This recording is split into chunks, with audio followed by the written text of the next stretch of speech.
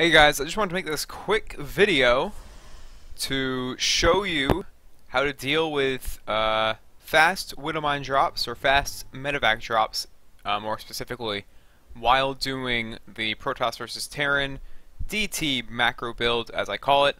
Now, let's go ahead and pause the game for a second and just look at how this particular game is opened up and a couple of the steps that you should follow when defending versus this sort of harassment. I've gone in length in terms of talking about it through text, on the descriptions of the original build order video, but in this replay we're going to actually see how I play versus it. So you'll notice it's almost the 6-minute mark. My sentry has 100 energy. So the first step is making a hallucination and sending it to your opponent's base. Now, of course, you can also probe scout and see if they go gas first or if they continue mining gas after they've gotten 100 gas mined from their refinery. Either of those things will indicate this strategy. Probably 90% of the time this will be the case. I should say 90% of the time you scout those things, you'll see a widow mine drop, or medevac drop I should say. So, but even regardless, even if you don't get the information with your worker, you can get it with hallucination. So I'm just going to go ahead and replay this because I did miss a very important detail. So let's go ahead and pull up the production tab. The forge is almost completed. This type of medevac drop I think can hit between like 7:30 and of course anytime after that.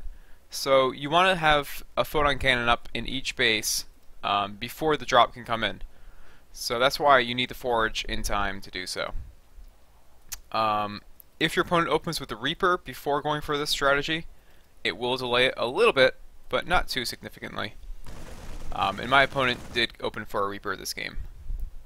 So okay, so I see the starport, and now let's go ahead and see my next actions. You'll notice if we look at the units tab, I still only have these 3 original units. Now, after you see this setup, you know you're going to get some harassment coming towards you. So, making another gateway unit, such as a Zealot or a Stalker, is definitely not a bad idea. But you really want to prioritize making a cannon in each mineral line. And you'll notice I'm sort of cutting workers right now for a little bit, just so I can make sure I have these in time for this harassment.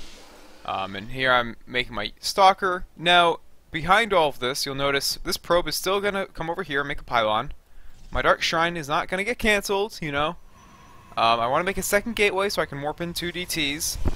And of course, using one or both defensively is totally fine. I mean, you don't want to just follow a build order blindly and not make adjustments when you need to.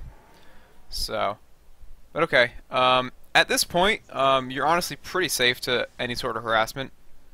I would say with this setup that you would currently have, the scariest thing would be Hellions, because cannons are good versus Hellions, but they're not good enough. They have like 4 of them. So your probes are still going to be in danger. And then of course you also need to see these sort of things coming in. So if they actually commit to dropping in your mineral line, you still need to pull your probes away. Your cannons will deal with their stuff, and then you can bring the probes back pretty quickly. So 2 last quick notes I want to make. You will notice my overcharge is being saved for my natural nexus. Now my opponent could have, a pack of Marines. I'm thinking that I don't actually know this for sure. I think if they go for Reaper into this, then they can't have as many Marines. That makes pretty much perfect sense to me as well. So if they go for Reaper, then I mean, use all of your defensive tools in one area to deter the medevac. I think that makes sense. If they don't open Reaper, then this pack of Marines would come out quicker, which means they could be running it into your natural, which isn't the scariest thing, but I like to have the overcharge saved here. And you'll notice he's not going to really get any real damage done with this. The cannon's going to deter him from going to the mineral line, and then these few group of units can sort of deal with the Marines. And then on the other side of the map, Pylon is here, Gateway's here, and again, it's 8:30 into the game, but I'm still, looking to get my 3rd base down when I can afford it. Now, when you play versus fast medivac drops, I'd say more often than not, your opponent won't have missile turrets. So that's why I like to go for the DTs before taking a third base, but it's not a big deal for sure. But we're going to see the DTs are just going to win the game right here.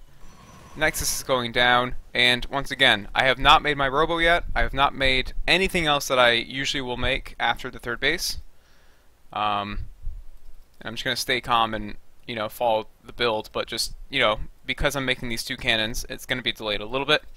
And I guess the last note is that because you're spending 300 minerals on cannons, you can delay this gas a little bit. So, alright guys, well, I hope this helps you guys with any concerns. I wanted to throw in one last thing.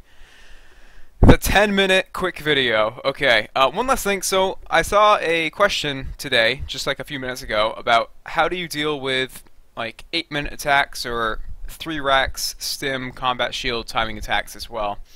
And I actually also played a ladder game where my opponent went for the 1 Marauder with concussive shell and a pack of Marines, and I completely missed him altogether, and he just went into my third base and canceled it.